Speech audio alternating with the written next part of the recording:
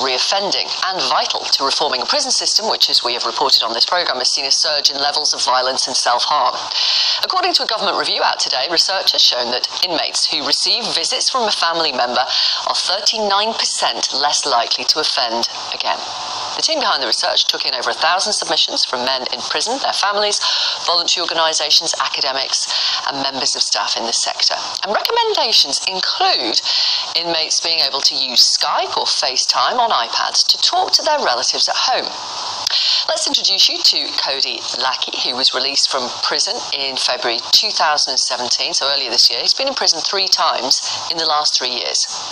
Josette Baldacchino, who regularly visited her ex-partner in prison with her daughter and grandchildren, and she now volunteers for Partner of Prisoners and speaks to other prison families on the organisation's helpline. And Jakob Tass is here, Chief Executive of NACRO. Now, that is a social justice charity which works with offenders and ex-offenders, and they help them to settle back into society and rebuild relationships, or maintain them, and submitted comments to this review. Welcome all of you. Cody, you were released in February this year. You've been inside 3 times in the last 3 years for, as I understand it, witness intimidation, an assault on a police officer, and then for an assault on someone else. Your mum came to visit you.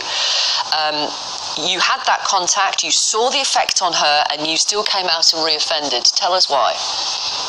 To be honest, my criminality was embedded within me, and I made very bad decisions going forward. It was only on my 3rd and final stretch that I got out of this year where I actually saw that the effect it was having on my mum psychologically, emotionally, and not to mention financially, and that was what stopped my criminality.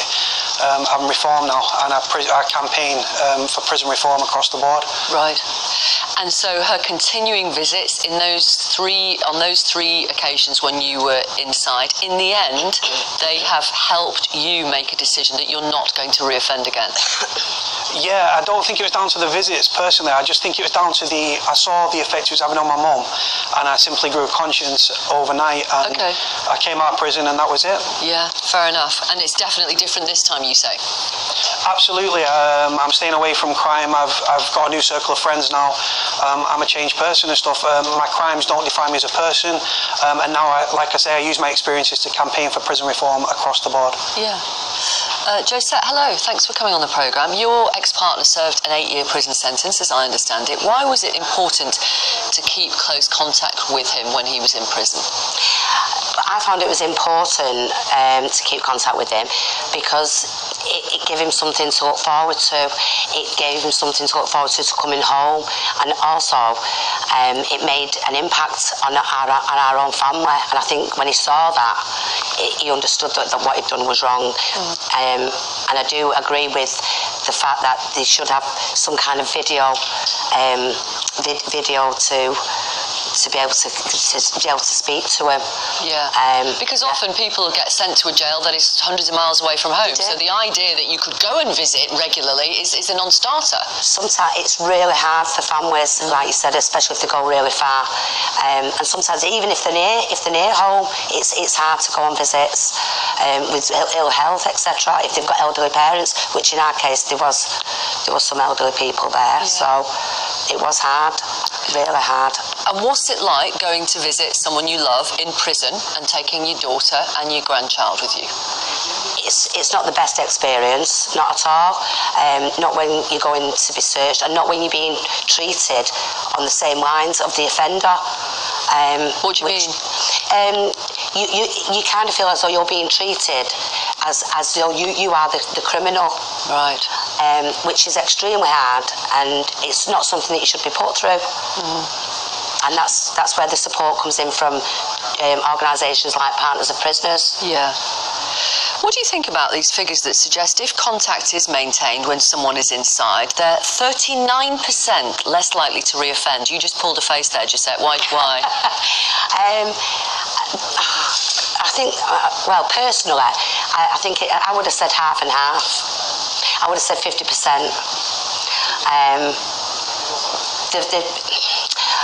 The contact with families, it is very important, and I'm not saying that family support is going to stop all offenders reoffending, because it doesn't.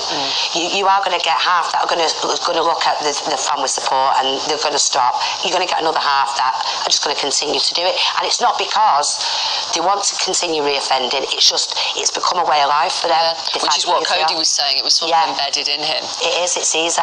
Let me bring in Jakob Tas from NACRO then, this social justice charity.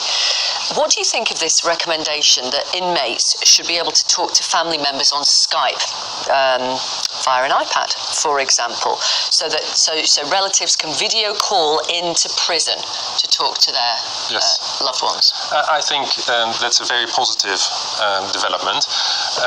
The whole report, we strongly support the report from Lord Farmer, and one of the recommendations is the preferred is physical meeting, face to face, and having that relationship continue on that basis.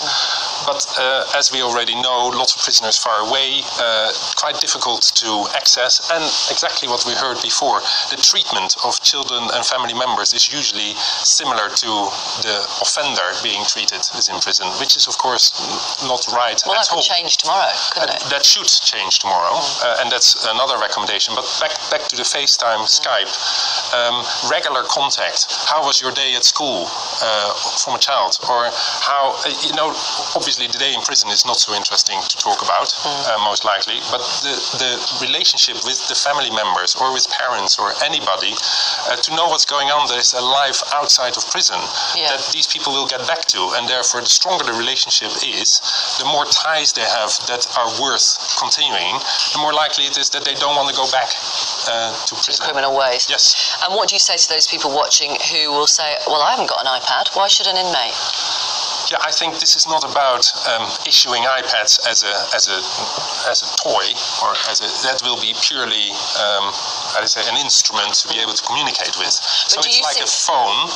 Today you can call, for example. We have experience in prison, and it's very different, as you can see in the report also, different experiences. But it's quite hard to even make phone calls.